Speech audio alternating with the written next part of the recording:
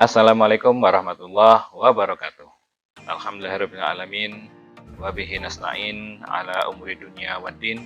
Wassalatu wassalamu ala asrafil anbiya'i wal mursalin Sayyidina Muhammadin wa ala alihi wa sahbihi ajma'in amma ba'du. Baik, adik-adik sekalian, kita bertemu lagi. Dan pada kesempatan kali ini, di semester ini, kita akan belajar tentang mata kuliah filsafat ilmu. Nah, jadi jangan bosan-bosan ya ketemu dengan saya ya. Nah, filsafat ilmu yang akan kita pelajari ini saya akan menyampaikannya bertahap ya. Mana nanti ada materi 1, 2, 3 dan seterusnya.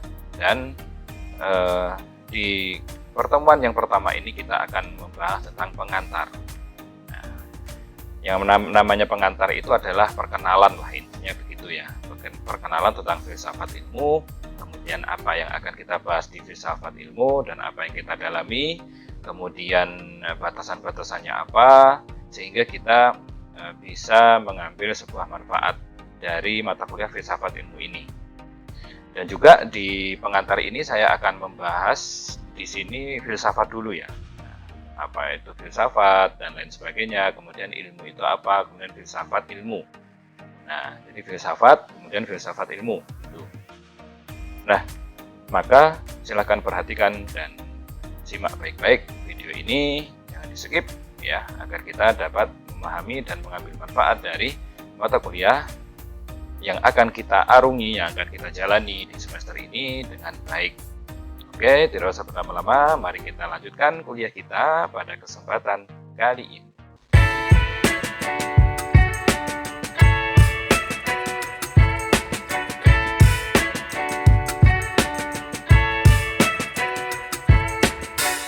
Nah, adik-adik sekalian, yang pertama kita akan membahas tentang apa itu filsafat. Mungkin kita terdengar agak asing ya dengan namanya filsafat, ya, karena filsafat ini memang diadopsi dari Barat.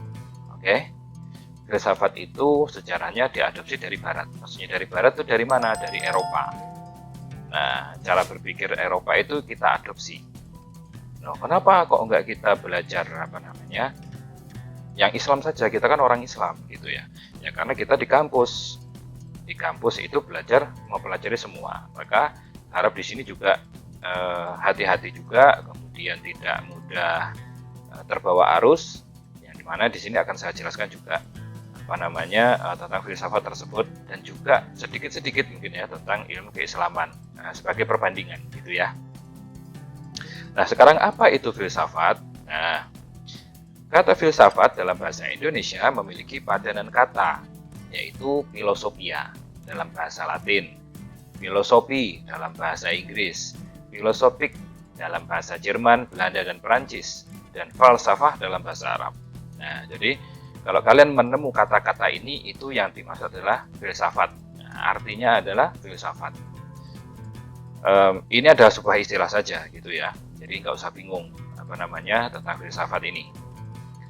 Oke, kemudian yang kedua, selanjutnya, semua istilah itu bersumber pada istilah bahasa Yunani filosofia. Istilah tersebut dari philein yang berarti mencintai. Nah, sedangkan philos yang berarti teman, kawan, dan sahabat. Selanjutnya, istilah sophos yang berarti bijaksana. Sedangkan sophia yang berarti kebijaksanaan, kerajinan, pengetahuan luas, dan kecerdikan dalam memutuskan hal yang praktis.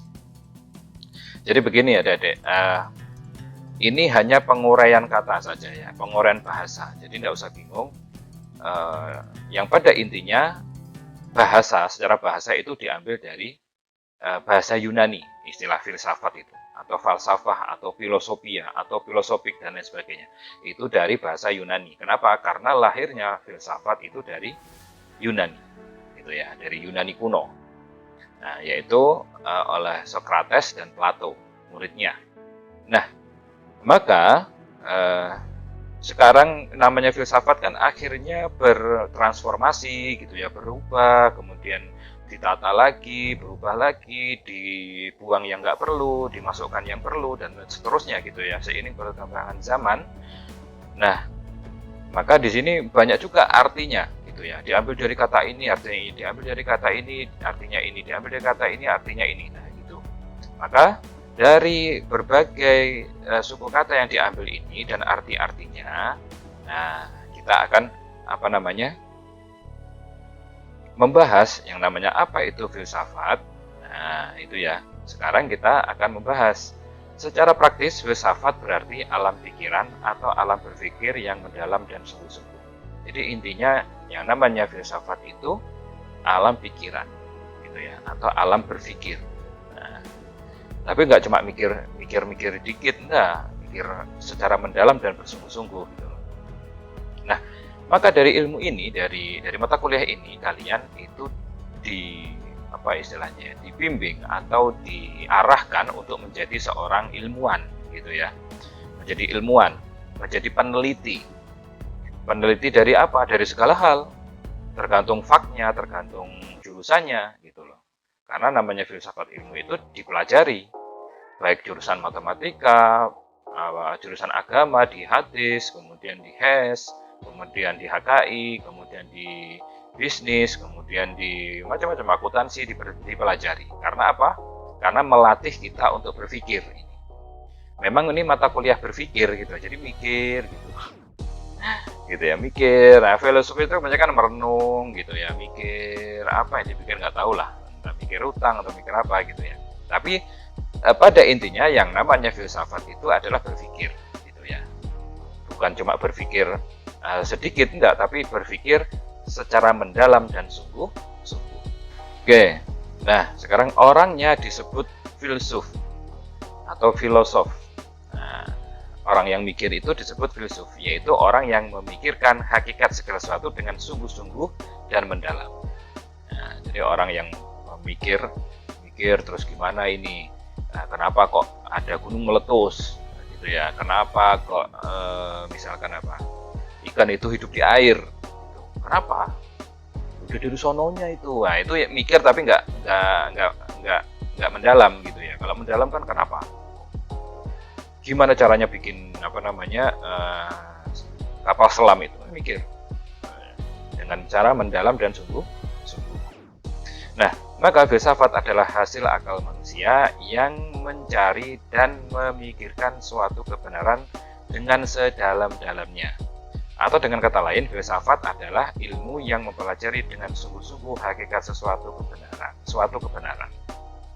Nah, ini yang disebut dengan filsafat. Maka jika kalian kuliah di IAIN ya, ataupun di kampus umum, kalau di kampus umum banyak dipelajari seperti ini.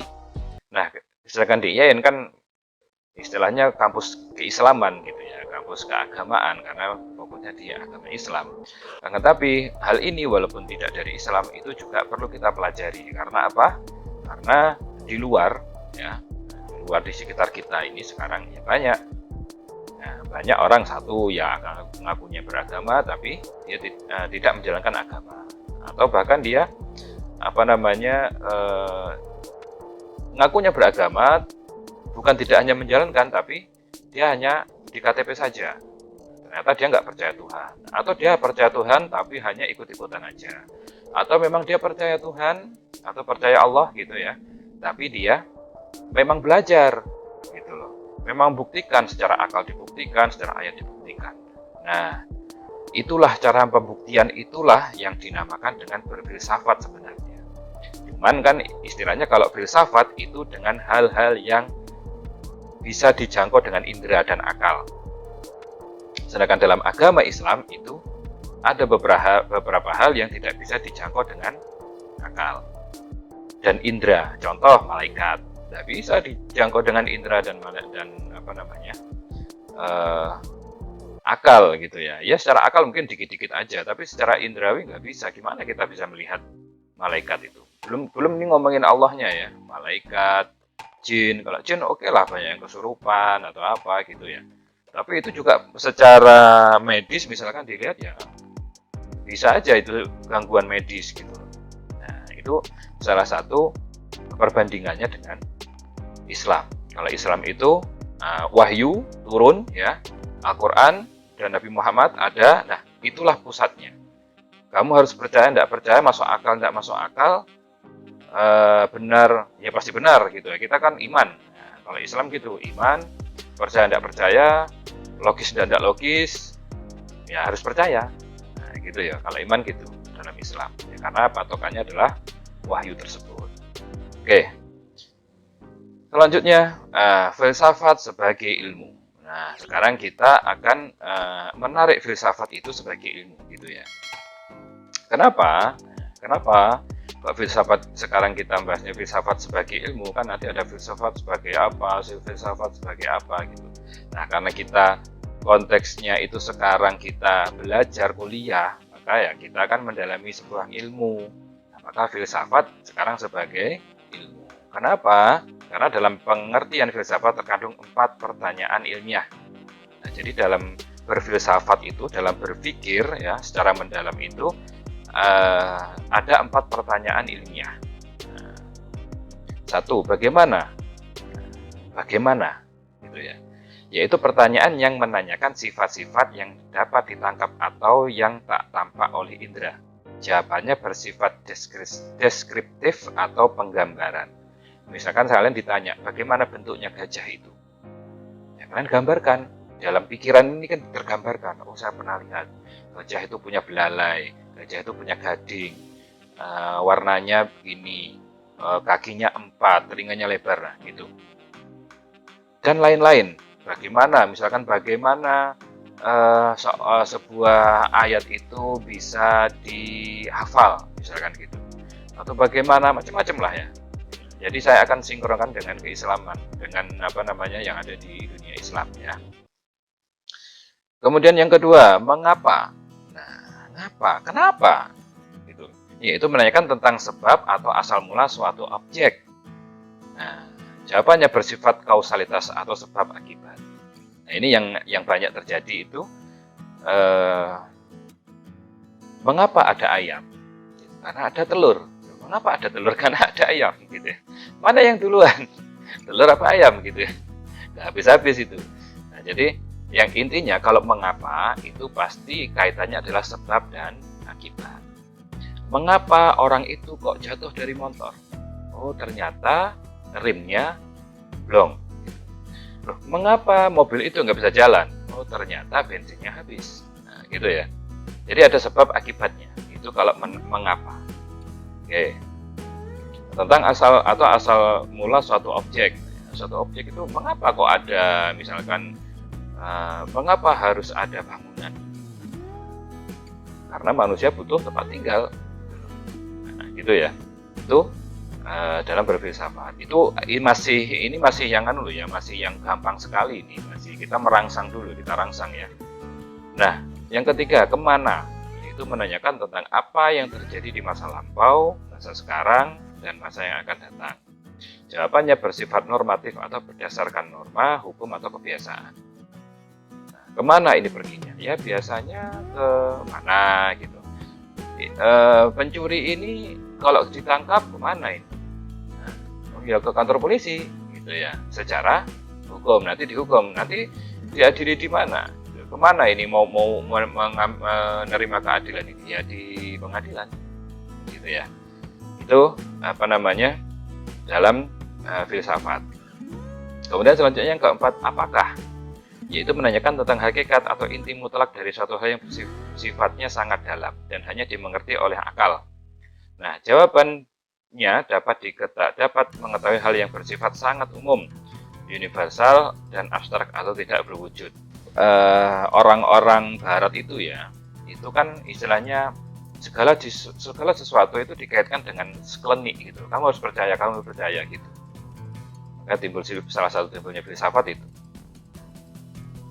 Misalkan ada wabah penyakit gitu kan. Wabahnya kan tidak kelihatan, gitu kan. Wabahnya ini nggak kelihatan. Tapi kan dampaknya kelihatan gitu. Misalkan cacar air atau misalkan apa diare atau misalkan ya macam-macam lah yang namanya dampak akibat dari sebuah penyakit gitu kan. Nah, itu kalau orang barat dulu ya sebelum apa namanya masih di sana masih zaman kegelapan itu. Nah, itu dikaitkan dengan misalkan dengan adanya hantu-hantu. Nah, gitu ya. Klenik lah pokoknya. karena disebabkan penunggu gunung itu marah, atau disebabkan dan macam-macam lah ya. Nah, jadi apakah itu menanyakan tentang inti hakikatnya, apakah ini benar-benar penyakit atau memang ada sebab lain gitu loh. Ada misalkan ada faktor, karena faktor kebersihan, dia tidak bersih, makanannya nggak bersih, macam-macam kan gitu ya. Nah itu apa namanya yang dibahas dalam berfilsafat kita. Oke, selanjutnya, nah apa itu filsafat ilmu? Nah kita sekarang kan lebih mengerucut lagi, sekarang apa itu filsafat ilmu? Yang pertama, filsafat ilmu adalah segenap pemikiran reflektif terhadap persoalan mengenai segala hal yang menyangkut landasan ilmu maupun hubungan ilmu dengan segala segi dari kehidupan manusia.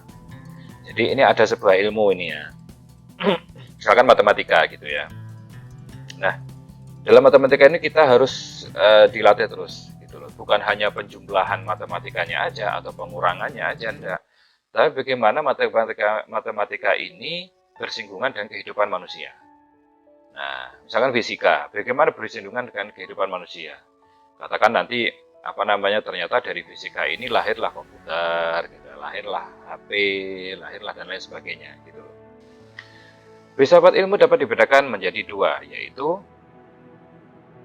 yang pertama, filsafat ilmu dalam arti luas, yaitu menampung permasalahan yang menyangkut hubungan keluar dari kegiatan ilmiah. Jadi ya namanya berpikir itu kan ya ada wujudnya itu kan macam-macam. Ada yang berwujud dalam akal saja, artinya dalam angan-angan saja. Ada yang memang berwujud bisa diwujudkan gitu loh, bisa ada depan mata, kita bisa merasakan atau kita bisa menciumnya gitu. Nah, kalau ini namanya filsafat ilmu dalam arti luas ya dia apa namanya permasalahan yang menyangkut hubungan keluar dari kegiatan ilmiah tadi, macam-macamnya ya. Terus yang kedua, filsafat ilmu dalam arti sempit. Nah, yaitu menampung permasalahan yang bersangkutan dengan hubungan ke dalam, ya gitu ya. Yang terdapat di dalam ilmu, yaitu yang menyangkut sifat pengetahuan ilmiah dan cara-cara mengusahakan serta mencapai pengetahuan ilmiah. Bagaimana cara memecahkan permasalahan kemiskinan misalkan ya. Bagaimana memecahkan masalah banjir misalkan. Itu bisa dengan ilmu. Baik dengan ilmu apa namanya matematika kah atau dengan sosial kah, misalkan banyak apa namanya tawuran atau geng motor misalkan begitu. Nah itu dipecahkan dengan ilmu bisa, misalkan ya dengan ilmu sosial, dengan ilmu agama gitu kan, macam-macam. Nah jadi apa namanya filsafat ilmu itu di situ berperannya. Nah gitu ya. Nah sekarang objek filsafat ilmu, apa objeknya?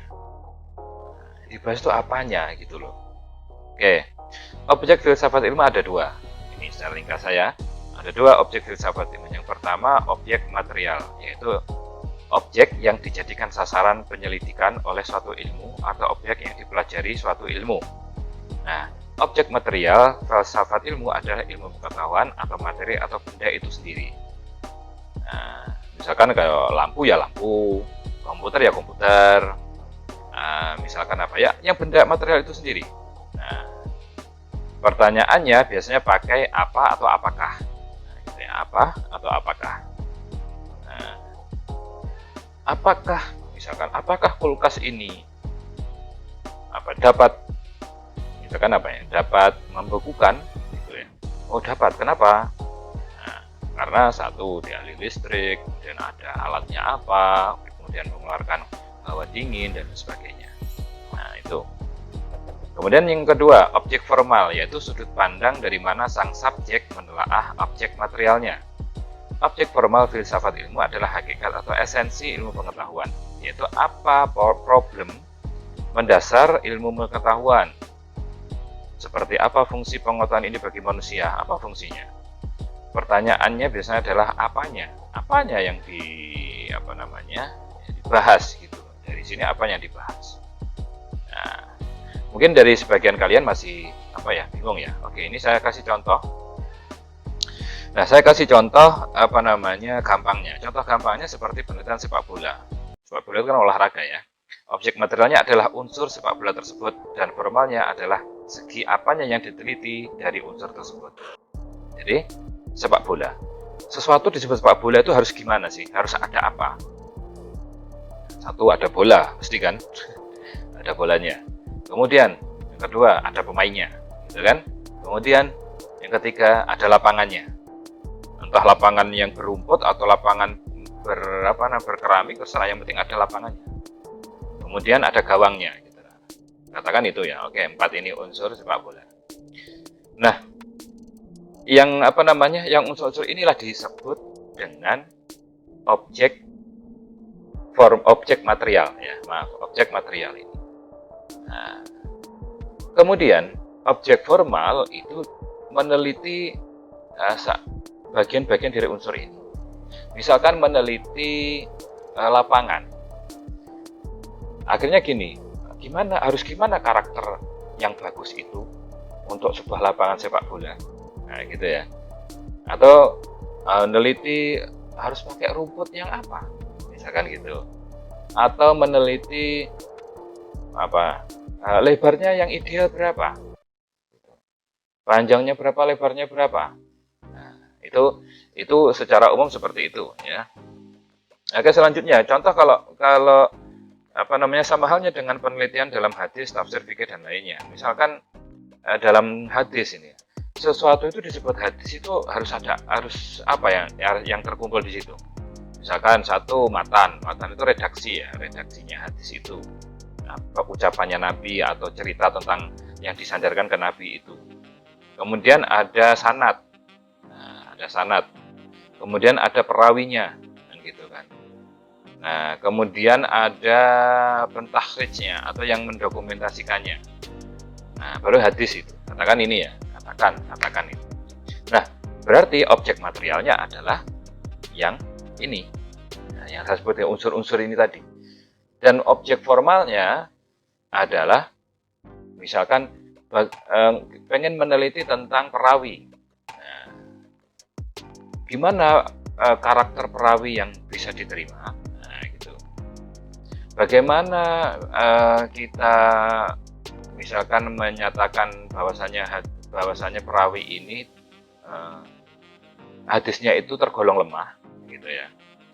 Atau bagaimana dan lain-lain macam-macam lah ya, macam-macam. Misalkan tentang keterpekabungan sanad, apakah sanad ini tersambung atau enggak, misalkan gitu. Nah, jadi itulah salah satu contoh-contoh dari objek filsafat ilmu. Jadi kalian di sini karena kuliah gitu ya, kalian harus bisa minimal, kalau nggak harus bisa, minimal pernah mencoba gitu ya, meneliti, mencari hakikat sebuah fenomena gitu loh, dengan berpikir yang terstruktur. Nah, gitu ya, berpikir yang terstruktur. Oke, selanjutnya metode filsafat ilmu. Nah, metode adalah cara. Metode itu apa? Cara. Yaitu mengetahui cara apa yang digunakan dalam alur berpikir dalam suatu prosedur kegiatan ilmiah. Nah, jadi gimana cara berpikirnya itu gimana sih? Apakah langsung kesimpulan? Apakah harus gimana dulu? Bagaimana cara menyelidikinya? Nah, gitu. Gimana metode filsafat ilmu? Yaitu satu, adanya rumusan masalah. Masalah itu harus dirumuskan, harus ditata. Ya. Berisi pertanyaan mengenai objek empiris yang jelas batas-batasnya, yang dapat diidentifikasi faktor-faktor terkait di dalamnya. Jadi nanti kalau kalian itu skripsi, ya, itu ada namanya rumusan masalah, atau nanti kalau sekarang diganti istilahnya fokus penelitian, gitu ya. Oke, selanjutnya, yang kedua, menentukan khazanah pengetahuan ilmiah. Nah, berisi informasi-informasi ilmiah yang didapat dari buku, jurnal, diskusi, wawancara, dan lainnya. Nanti dituangkan dalam tulisan. Gitu loh. 3. Penyusunan kerangka berpikir dalam penyusunan hipotesis atau anggapan dasar. Nah, jadi harus ada anggapan dasar dulu. Misalkan kalian melihat fenomena apa, mengapa sekarang itu banyak bermunculan bank syariah, misalkan gitu ya. Banyak bermunculan bank syariah. Kenapa? Nah, misalkan apa dampaknya ini? Nah, kalian menyusun syariah itu apa, siapa yang menggagas gitu kan. Dulu gimana ceritanya kok bisa begitu. Nah, gitu penyusunan kerangka berpikir ini perlu gitu ya. Nah, ini berisi argumentasi yang dibangun berdasarkan pengetahuan ilmiah diambil untuk landasan teori. Nah, untuk landasan teori diambil nanti diambil dari sini. Yang keempat, penyusunan hipotesis atau anggapan dasar yang berisi jawaban sementara atau dugaan awal dari pernyataan dari rumusan masalah. Dugaan awalnya apa? Loh, berarti kalau begini nanti jangan-jangan begini gitu loh. Jangan-jangan ini hanya istilahnya apa ya? Pengalian isu. Ini hanya itu terlalu politis ya. Enggak. Nah, oke, selanjutnya yang kelima. Pengujian hipotesis berisi kumpulan fakta atau data-data empiris yang relevan dengan hipotesis yang diajukan lalu dianalisis. Jadi, yang namanya pengujian hipotesis ini kalian kan mengumpulkan fakta-fakta gitu ya. Entah itu tulisan, entah itu wawancara, dan lain fakta-fakta data empiris yang itu bisa dikumpulkan kemudian dianalisis. Dianalisis maksudnya gimana? Ya disusun kalau kayak puzzle, nyusun puzzle gitu. Ada yang begitu. Tergantung penelitiannya apa. Ini yang khusus pustaka, ya pustaka itu maksudnya sumbernya dari buku-buku, jurnal dan lain sebagainya yang berupa tulisan, atau memang fakta lapangan. Kalian tuh benar-benar melihat fakta di lapangan. Apa yang terjadi ini? Jadi kayak seperti hakim memutus itu kan fakta lapangannya gimana, saksinya ditanya, tersangkanya siapa, saksinya ditanya, buktinya apa, nah nanti dipertimbangkan sama hakimnya, gitu ya. Yang keenam, penarikan kesimpulan. Berisi penilaian apakah hipotesis yang diajukan berdasarkan data yang ditemukan diterima atau tidak. Nah, ini penarikan kesimpulan ini apa hasil dari kalian itu sudah melihat fenomena, kemudian ada data-data, kemudian diolah, nah kemudian kesimpulannya apa, gitu ya. Nah ini kesimpulannya benar nggak, sinkron nggak, gitu. Oke. Nah manfaat belajar filsafat ilmu. Satu, filsafat ilmu sebagai sarana pengujian penalaran ilmiah sehingga orang menjadi kritis terhadap kegiatan ilmiah. Yaitu seorang ilmuwan harus memiliki sikap kritis terhadap bidang ilmunya sendiri sehingga dapat menghindarkan diri dari sikap menganggap hanya pendapatnya yang paling benar. Jadi namanya filsafat ilmu itu ketika kalian itu berargumen ya, ketika kalian berargumen atau menyampaikan pendapat atau kalian itu ya istilahnya bertindak lah katakan. Kalian itu sembarangan enggak nyomot-nyomot. Menyusun fakta-fakta itu sesuai enggak gitu. Nah, itu bisa dilihat itu nanti. Jangan jeplak mengait-ngaitkan suatu cocokologi dan lain sebagainya gitu kan. Nah, macam-macam. Nah, itu ya manfaat belajar filsafat ilmu itu. Jadi kalian tahu, oh yang ini bohong ini. Masa abis ini begini? Tidak mungkin gitu ya. Masa abis ini kok tiba-tiba begini? Jadi begini tiba-tiba begini. Tidak sinkron gitu loh. Nah, kalau dalam filsafat ilmu langsung ketahuan itu. Yang kedua, filsafat ilmu merupakan usaha merefleksi, menguji, mengkritik asumsi dan metode keilmuan. Sebab kecenderungan yang terjadi di kalangan para ilmuwan menerapkan suatu metode ilmiah tanpa memperhatikan struktur ilmu pengetahuan itu sendiri. Jadi, diuji, teori ini diuji. Ada sebuah teori, misalkan bumi itu bulat. Ada teori mengatakan bahwasanya bulan itu mengelilingi bumi. Gitu ya, bulan itu mengelilingi bumi. Nah terus gimana ini? Kok bisa mengelilingi bumi? Nah, gitu. Ada apanya? Gitu loh. Ditelitilah. Nah, terus ternyata apakah benar bulan itu yang mengelilingi bumi? Atau bulan itu sebenarnya diam tapi bumi yang berputar? Nah gitu loh. Itu kan teori-teori macam-macam kayak begitu. Nah, jadi bisa untuk merefleksi, menguji, mengkritik asumsi dan metode keilmuan. Oke. Itu kasih contoh yang mudah kita jangkau gitu ya. Nanti kan ini kan tergantung dari mata kuliahnya apa, tergantung dari jurusannya apa. Kalau biologi ya nanti ya dikaitkan dengan kebiologian. Kalau akuntansi ya dikaitkan dengan keakuntansian. Ya, sekarang kan hukum ekonomi syariah dikaitkan dengan hukum ekonomi syariah. Kemudian selanjutnya filsafat ini memberikan pendasaran logis terhadap metode keilmuan. Nah, setiap metode ilmiah yang dikembangkan harus dapat dipertanggungjawabkan secara logis, rasional, agar dapat dipahami dan dipergunakan secara umum. Jadi, sebuah metode keilmuan itu yang dikembangkan ini harus bisa dipertanggungjawabkan, karena nanti ini yang akan disebarkan ke khalayak ramai dan digunakan oleh mereka. Gitu loh. Misalkan apa ya? Api itu panas. Gitu. Oh iya, teorinya apa? Api itu panas dan bisa membakar. Oke. Dia padam kalau kena air. Nah, jelas di teori. Gitu. Metode dipakai orang, ngerti. Misalkan apalagi besi itu bisa leleh dengan api, gitu. Gimana? Nah, itu teorinya begitu, akhirnya bisa dibentuk-bentuk, jadi pisau, jadi macam-macam lah kerajinan ya, yang alat-alat yang diperlukan oleh manusia dan macam-macam. Oke. Nah, adik-adik sekalian, ini yang akan kita bahas di mata kuliah filsafat ilmu ini ya. Materi-materi filsafat ilmu. Jadi di sini saya ambilnya itu secara umum ya. Nanti kan dipecah-pecah lagi. Jadi di sini memang tidak saya rinci gitu ya. Tapi di sini secara umum kita akan nanti dalam satu semester ke depan kita akan membicarakan tentang ruang lingkup filsafat ilmu. Dari ruang lingkupnya, cabang-cabang, kemudian kita akan bahas cara berpikir filsafat. Gimana cara berpikirnya itu? Mulai dari apa, harus bagaimana, nah, gitu ya. Oke. Kemudian selanjutnya filsafat, kemudian filsafat, pengetahuan dan ilmu. Gimana ini?